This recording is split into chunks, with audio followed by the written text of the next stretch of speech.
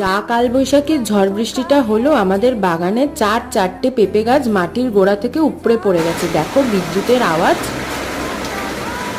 এই বিদ্যুৎ ঝড়ের মধ্যে আমরা ঠিক করেছিলাম বাড়িতে মুড়ি মাখা আর পেঁয়াজি খাবো, কারণ মুড়ি মাখার সাথে তেলে ভাজা না হলে ঠিক জমে না। তাই যেমন কথা তেমন কাজ, আমি শশা কুচিয়ে রেখে দিয়েছিলাম মা মুড়ি মাখবে বলে, আর পেঁয়াজ কুটে সমস্ত কিছু রেডি করে পেঁয়াজি আমি বসিয়ে দিয়েছিলাম। তারপর আর কি সমস্ত কিছু রেডি করে নিয়ে আমি মা দিদুন মিলে গল্প করতে করতে মুড়ি পেঁয়াজি জমিয়ে খেলাম। যা স্বাদ হয়েছিল, আর বৃষ্টির মধ্যে খেতে তো খুবই ভালো লাগছিল। তারপর আর কি আমি গেটের বাইরে দেখতে চলে গেছিলাম একটু বৃষ্টিটা ধরার পর কতটা জল জমেছে। দেখো কত জল জমেছে।